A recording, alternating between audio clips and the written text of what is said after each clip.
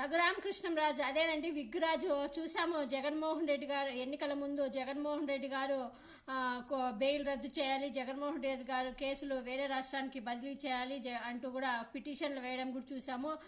జగన్మోహన్ రెడ్డి గారు బెయిల్ రద్దు చేసి ఇమ్మీడియట్ గా అరెస్ట్ చేయాలి కేసులు అంటూ కూడా పిటిషన్ వేయడం కూడా చూసాము. ఆ పిటిషన్ పై ఈ రోజు సుప్రీంకోర్టులో విచారణకు వచ్చింది. రఘురామ్ పై సుప్రీంకోర్టు కూడా అసహనం వ్యక్తం చేసినట్లు తెలుస్తుంది. కోర్టులను ఎంత మాత్రం నువ్వు శాసించవద్దు, క్షేత్రస్థాయి కోర్టులను మేము నియంత్రించజాలం, అన్ని విషయాలను ట్రయల్ కోర్టు చూసుకుంటుంది, ఏం చేయాలో ఇప్పటికే స్పష్టంగా చెప్పేశాం, తేల్చి చెప్పేసింది సుప్రీంకోర్టు ధర్మాసనం. తదుపరి విచారణ నవంబర్కు వాయిదా వేసింది.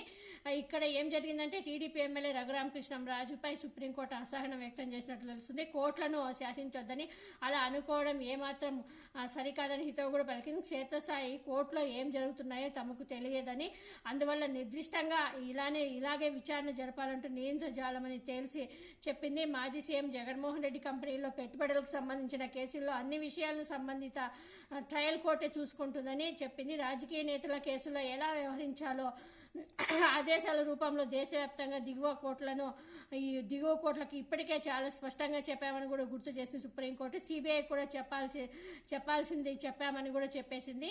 మరో రాష్ట్రానికి బదిలీ చేయాలంటూ కూడా పిటిషన్ వేశారు ఈ రఘురామకృష్ణరాజు. దానిపైన కూడా స్పందిస్తూ వైఎస్ జగన్మోహన్ రెడ్డి కంపెనీలో పెట్టుబడులకు సంబంధించి సిబిఐ నమోదు చేసిన కేసులను తెలంగాణ నుంచి వేరే రాష్ట్రానికి బదిలీ చేయాలంటూ టీడీపీ ఎమ్మెల్యే రఘురామరాజు సుప్రీంలో పిటిషన్ దాఖలు చేయడం తెలిసిన విషయమే.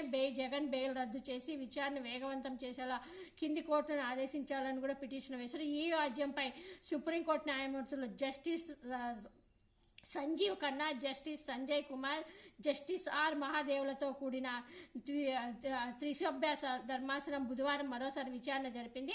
విచారణ ముందుకు వెళ్లకుండా నిందితులు డిశ్చార్జ్ పిటిషన్లు దాఖలు చేస్తున్నారని సిబిఐ తరపు న్యాయవాది పేర్కొన్నారు. 10 ఏళ్లుగా డిశ్చార్జ్ పిటిషన్ల వల్ల సమయం వృధా అవుతోందని రఘురామకృష్ణ తరపు న్యాయవాది బాలాజీ శ్రీనివాస్ నివేదించారు.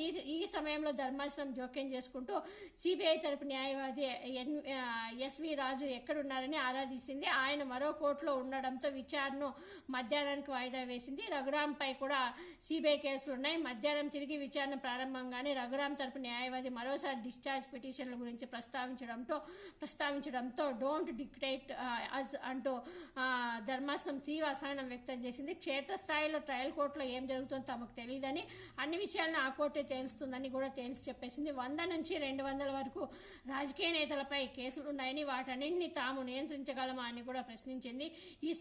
ఈ సమయంలో జగన్మోహన్ రెడ్డి తరపు న్యాయవాది జోక్యం చేసుకుంటూ పిటిషనర్ రఘురామకృష్ణరాజుపై కూడా సిబిఐ కేసులున్నాయని ధర్మాసనం దృష్టికి తీసుకొచ్చారు. ఆయనపై 800 కోట్ల వరకు బ్యాంకులను మోసం చేసిన కేసులు ఉన్నాయని తెలిపారు. అందరి వాదనలు విన్న ధర్మాసనం సిబిఐ తరపు న్యాయవాది రాజు అందుబాటులో లేకపోవడంతో తదుపరి విచారణను నవంబర్ 11 నుంచి ప్రారంభమయ్యే వారంలో చేపడతామంటూ కూడా సుప్రీంకోర్టు ఉత్తర్వులు జారీ చేసింది. దీనిపైన